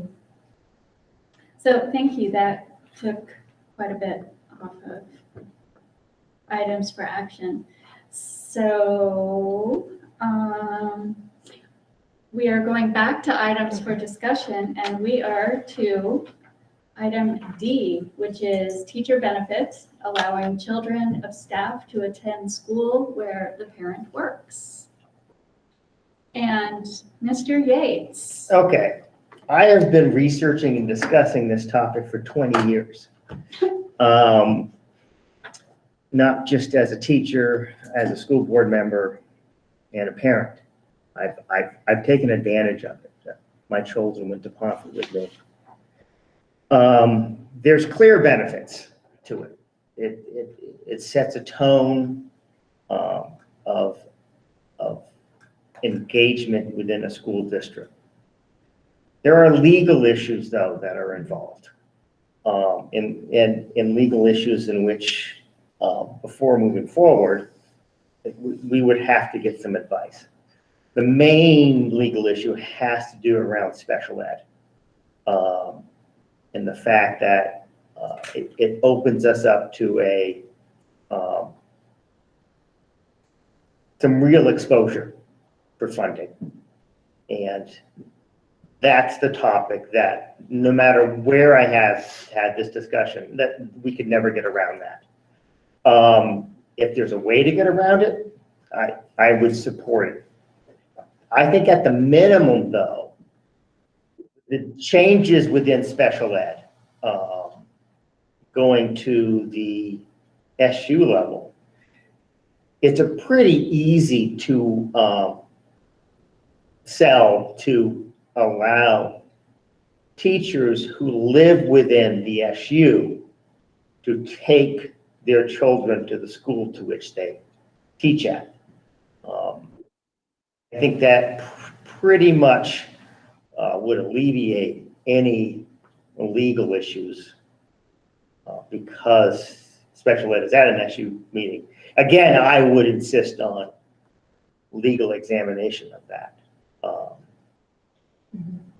And I don't think we need to get into that right now, what the legal problems are with, in terms of special ed, but it's something that I've never, in any of my discussions, have been able to get around or be able to put it in policy to allow teachers to bring students, their children to the school within policy. Never been able to do that. I'd love to be able to do it. I'd like to be covered legally and ethically. But that's for experts beyond my ability. Rebecca, I think Anne Marie raised her hand before me, Amy. I had my hand raised, but then Bill kind of started saying, like, because I was going to say, if it's within the SU, would that even be an issue? But he kind of answered that. But then I actually did come up with a different question, which is now, and say we have a family in Wethersfield whose parents work at the Windsor High School. How would that work? And maybe that, just to ask my question is, what would the proposal be? I'm still not clear on what that look like. I was going to ask Christine, what Sure. does that look like? It means if you work in our supervisory union and you live, I think we're talking about two different things. If you live outside of it, even in a different state, right? And I don't know what the legal ramifications are there. You would be able to bring your child to work with you, and your child would be a student in our system.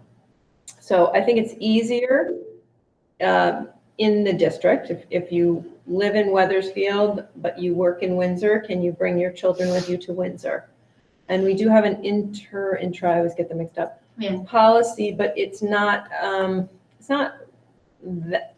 interpreted that way. It's more, principals have the leeway to grant permission, but it's typically when there's a student who's really struggling in the school and you've exhausted all your strategies and interventions and the student may need a fresh start in a different school, the principals can agree to grant that. It is not clearly defined as if you live in our SU and you work in a school in our SU, you can take your child to whichever school you work at. So that would be. It could be revised. It could be revised. Yeah, absolutely. Or there could be another policy that supersedes Yeah, that. And I did speak with Jeff Francis at the VSA just in preparation, because as you know, finding staff, retaining staff is an issue across the country, really. And he directed me to get legal counsel, and he advised 4 questions. 1, does accepting a student of a staff member qualify as a taxable benefit? I don't know the answer to that. I have to find out. Maybe. What happens when the capacity of the school is met? That is a potential issue. Is it offered to all employees? And he thought we should consider the impact on other districts, because we are pulling, if we do that, we're pulling students from other districts, which impacts enrollment. So those were the 4 questions, but the special ed one should be Foremost. on Right. that list as well. Because the others, Yeah. there are, it's not as cut and No, it's dry anymore. Right. It's Ackland, isn't it, that allows students to go to a different school? High school. High school. Yeah. Yeah. There is a law around that, and there's a process in place Yeah, and a timeline and procedures for Yeah, when you. 129. Yeah. 129. Yeah. Okay. 129. That's high school. Public high school. Yes. Yeah. Vermont. Yeah, I mean, Vermont if public high this school. were Up to so many. a private school, it would be, I mean, it would probably happen then, but. Yeah.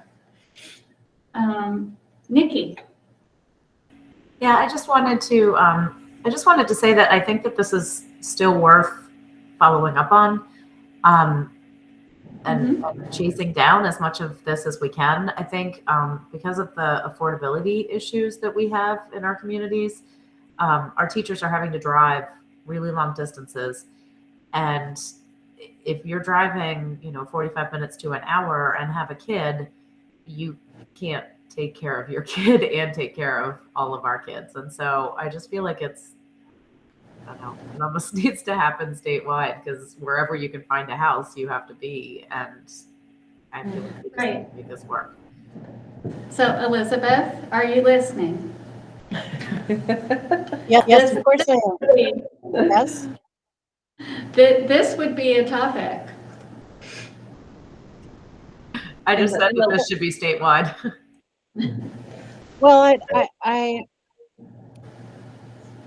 I agree that it should be statewide, but I don't know what the bill should be. I'd be glad to present it, but I don't think you have an answer. And I don't know that the state can come up with an answer. But if you could think of a clear path, I would be glad to take it up there. You just let me know. I'm sorry that I'm off screen. I'm just caring for my sick boy at the moment. Oh, I mean, I'm happy to reach out to legal counsel if the board would Yes, like me I to do think that. that would be, Yeah. thank you. Okay. Let me know what you find, Christine, and I will take it up there with me. Okay. Rebecca. If you need any help, Christine, I'd be, more than happy to, work with you on that. Okay, thanks, Rebecca. Okay, we are moving on to policies. First reading, student records.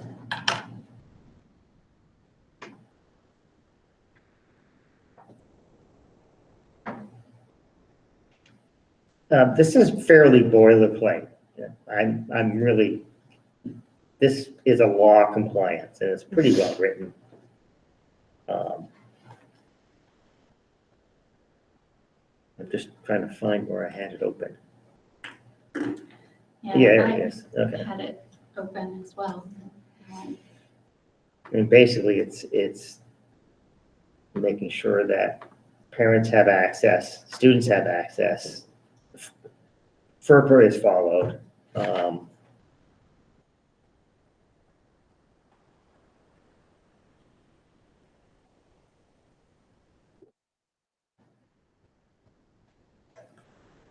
Rebecca. I would agree with Bill. I think this is really important, and something that I don't know if it's in the student's handbook, but I think it's something that you want to make sure that parents do have access to this statement. But I agree with Bill. I think it pretty much speaks to parents' rights. Their students' educational records. The fly in the ointment, of course, is creating really good procedures.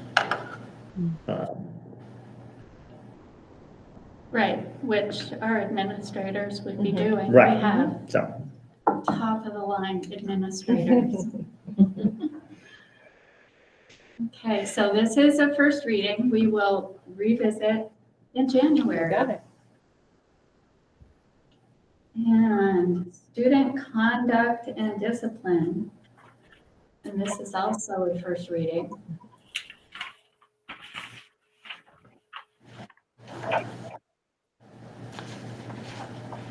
I'm assuming this has been vetted through on the new, or has the expulsion law been passed? I think it has, and the Vermont law regarding young students in suspensions, okay. Yes, it has. I kind of assumed it was, because that's what this is all about. I think it's 8 years old and under. Yeah, it's Right, pretty- and the yeah. revised VSBA. I'm wondering if the drug policy covers it, but I'm surprised there's no laying out of drug, alcohol, and tobacco. One of the main issues that we have in Hartford, because I collect all the data and so forth, is what category does vaping come under? And it might be useful to clarify that within a policy like this. And so it creates a sort of a, what do we call this? We don't know if it's a tobacco product. We don't know if it's a marijuana product. We don't know.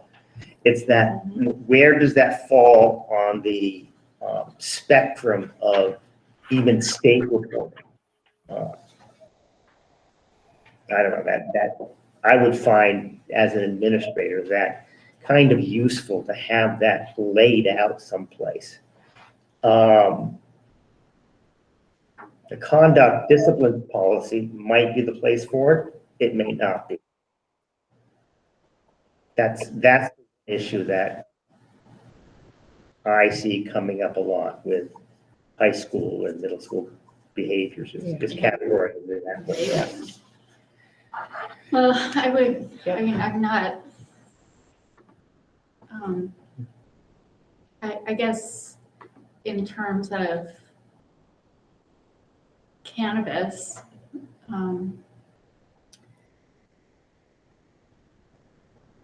those are pretty laid out clearly. Yeah. Those are laid out very clearly. Yeah, and vaping, I would say is It doesn't. along the lines of the tobacco, depending on, But that's the question. I think it depends on the vape, Yeah, it depends on the vape. what's in it. It's not realistic to have it Well, tested. Right. Sometimes students will blurt out what it is, but for the most part, administrators have a hard time categorizing what it is. I give them suggestions about drug, other, and so forth, but In our admin, just kind of responses to behavior, because we've outlined that across the SU this year, what the steps are, what we do. We've put it under use of tobacco, vape, marijuana on school property. So it's kind of clumped into that for now. And then, use of illicit drugs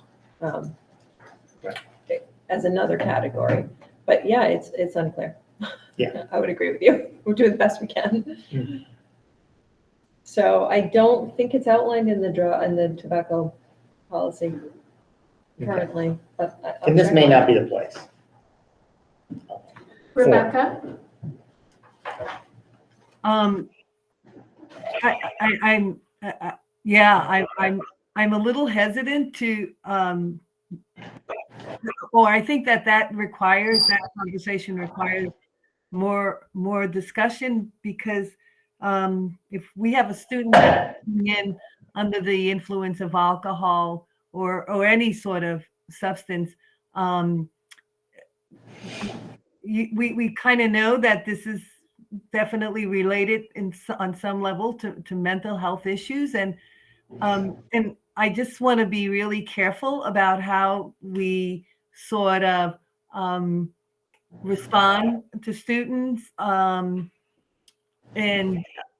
because the other piece that concerns me is that a lot of this information goes on their records, and I just want to be really sensitive and kind of like, proceed with caution when we have a student that is coming in under the umbrella of any sort of drug, because we clearly know there's a problem there. So that's, we can assume, we can immediately make that determination. Then the next thing is, how do we respond to it? We want the student we want to work with the student, and so it's just a conversation. It's just a topic that I think we want to really talk about a little bit more. And also, given the fact that mental health issues have really gone up with not only our students, but with our adult population post-COVID. So this is just the time to just, I think, talk about and clearly about what is it that how is it that we want to address some of those issues, and a little bit more in depth. Another comment though I wanted to make about this policy is, as I was reading it, in the first paragraph, which is under policy, it says the goal of this policy is to create an environment where the expectations for students' behavior are clearly stated, are understood, and accepted by students and staff, and are applied in compliance with. I really think that we need to be, I think that this should also have student, staff, and guardians. I'm not going to say parents, because households are we never know what, how households are made up. But I think that this is so serious that parents should be aware of this document also. It's not only a student, and I don't know how you get that across without alarming, but kind of like saying, we want you to know how is it that we as a community are going to treat your child if anything suspicious regarding conduct and discipline come up. So that was just one of my thoughts. If we want to put in there by students, staff, and guardians, or however. Yeah. I think it's important to point out, Rebecca, that a lot of this stuff, and I'm not talking about the response. There's nothing in this policy about, or even state law, that dictates what a response to a behavior should be. When I talk about vaping, I'm talking about what is that categorized. And a lot of the categories is taken out of our hands via state law. So it's a pretty complicated list of things you have to comply with state law, and what you call things and what you have to report. But there's nothing in state law that says you X, Y, and Z. If a student does this, you have to respond with A. A student does A, you have to respond with B. I think that's a good point, because a lot of times you have to look at the individual situation. But I still think it's important to be able to accurately classify things so that the expectations can be clearly laid out. We are going to call this. Okay, so if this is the behavior you're engaged in, this is how we're going to categorize it, and that's not acceptable because. So again, I think it gets into, the fly in the ointment is creating that documentation of what our expectations are, and what is acceptable and what isn't acceptable, without laying out a flow chart in which you do this, you get this, because that's not a healthy approach within an educational system. Yeah, I think you have to take each situation and. Right. Yeah, which we do. I mean, we have some guidelines that we try to follow, but each situation is different, and each behavior is a symptom of something. And that's really what we try to get at, address that. So. Okay, and again, this is a first reading. Do you want me to ask Lori to add students, staff, and guardians in that first paragraph? I mean, it does later on say that expectations for behaviors and consequences of engaging in prohibited conduct will be set forth in the student handbook and other publications, which we do. Yeah, I think staff, putting it in the policies to include staff is extremely important. Educating staff is really your first point of solving a problem. And I think guardians, I think Yeah. so. Add that in there, okay? Yes. Students, staff, and guardians, okay. And we'll bring it back next month.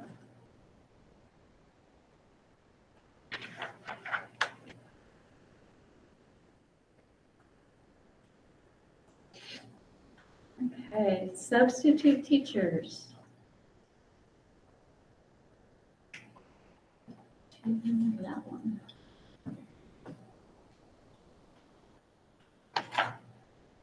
So this is a second reading. I guess the only question I have with this is, as a board, do we want the superintendent to set the pay wage for every substitute?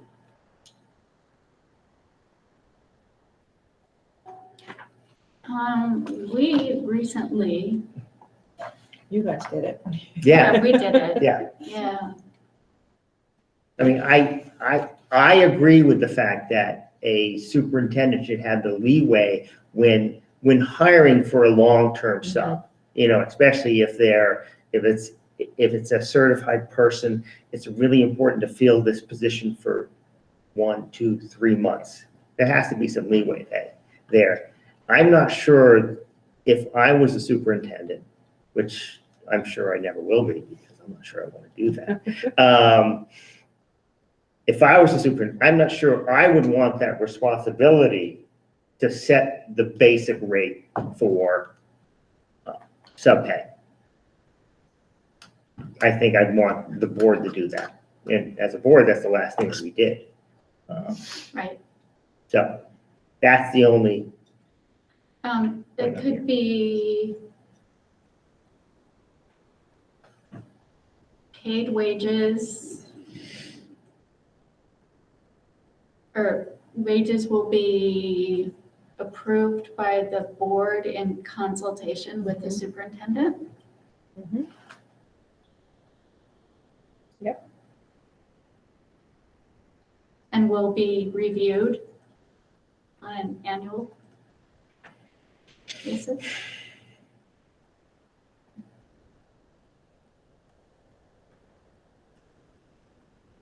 is that going to lead up to micromanaging? If a superintendent has to hire a certified position for 6 months? I think we can clarify Yeah, between it's sub right. pay And long-term. and Yeah, long-term there's, sub. yeah, because a long-term sub is going to, It's in some ways, negotiated, fall yeah. into the Teacher contract. teacher contract. Yeah, it's negotiated, Yeah. case by case. Yeah. So, And that's where I guess that paragraph might need completely revised. the last one. Yes.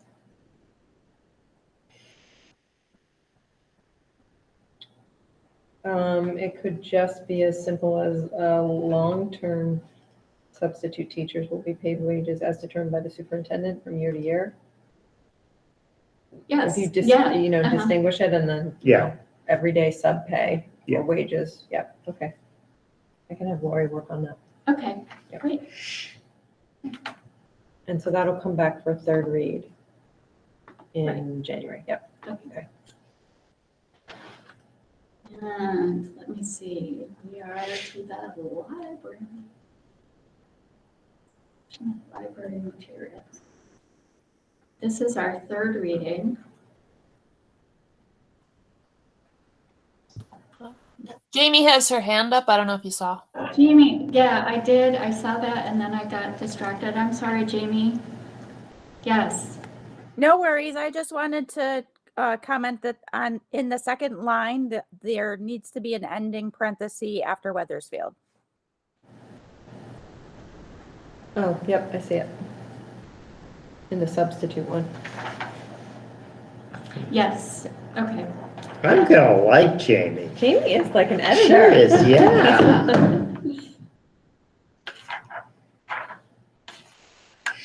Okay, so were there any more comments, concerns on library materials? No, I'm okay with it. I think we could take the disclaimer off the bottom of it. Just, Yeah, and probably, I think she does that when Yeah, it's right. passed. Yeah, she will. yeah. Okay. So that will be an item. What's that? When we do our approvals, items for action. Okay. In fact, we are now moving into items for action. So I think the student, having a student on the board, that we're going to get more information, and that will be on the January meeting. Teacher benefit, we're going to look into that some more. We have done the search committee. Yay! Oh my gosh. Just clicking this stuff off. And finally, policy approval. I will take a motion to approve the selection of library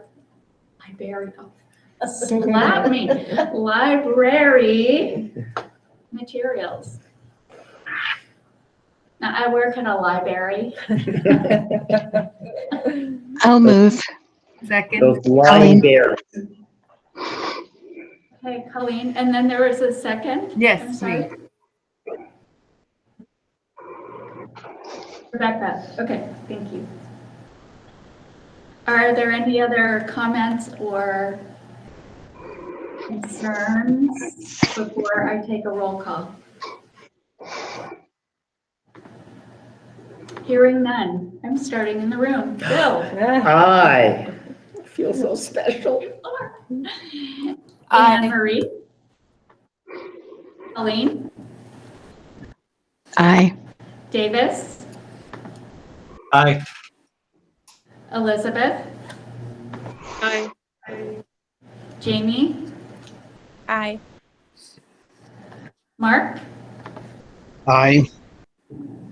Nancy? Aye. Nicole? Aye. And Rebecca? Aye. And we have our policy. Thank you. And we are to setting the agenda. So we have discussion of student representation on the SU board. Teacher benefit update. Yep. And a couple of policies. Some policies. So we have two, well, we have on our list, we have notice of non-discrimination, would be a first read. And then Bill brought to our attention that there's a policy that needs to be actually Finished? finished, which is the D1 PBGRs.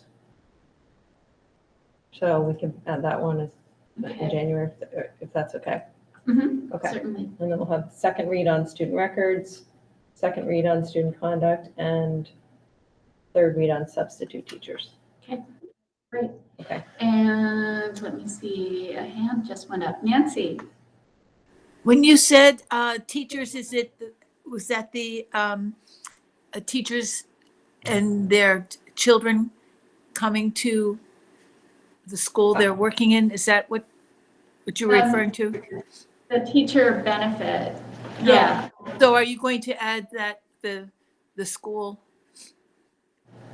the possibility of teachers bringing their families to the schools? Yes, yeah, we're going to get an update. Christine is going to get some legal counsel on that, and she'll bring that information. So that'll be under items for discussion? Yes. Yeah. Okay. And Elizabeth? Could you please add the equity audit? Oh, yes, Mhm. certainly. And And I'd like to suggest that sometime in the next couple of months, maybe also in February, that we should discuss as an SU board the YRBS survey, which should be results for 2020, which should be out. We're discussing them at the Mount Escutney School District Board, but we also, I think, it deserves to be looked at across the whole SU.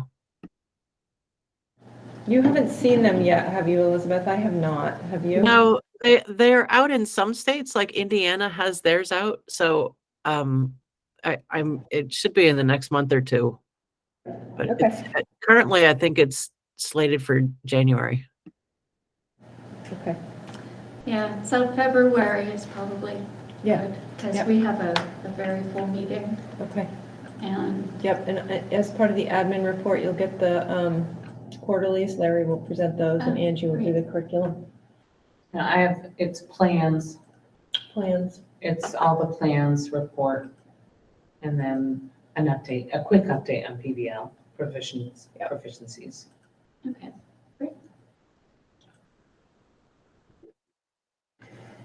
Mark, There may be something from the superintendent search. there may be, Is that just something we report on at the end of all of them, or is that a progress month by month? I think a progress, kind of an update would be good. So someone is going to be the chair of the search committee. You'll be discussing that at your first meeting.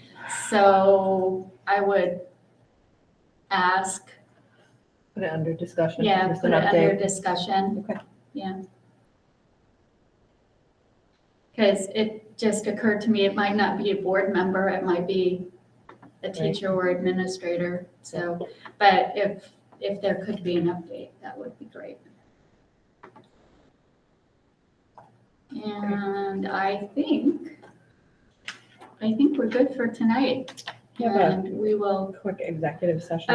and I will take a motion for a quick executive session for Personnel. Okay. Can I get a motion, please? So, I'll move. second, Okay, Colleen and Bill is a second. And let me see, we have, That's the YRBS. early 2020. I will do a quick roll call. Bill, aye. Anne Marie, Aye. Colleen, Aye. Davis, Aye. Elizabeth, Aye. Jamie, Aye. Mark, Aye. Nancy, Aye. Nikki, Aye. and Rebecca. Aye. It's 8:45. She should be in bed. So should I. Oh. Sounds great, actually. It's true across the board. I'm gonna stop recording now, if that's all Please. right. Okay, read some more then, Lex.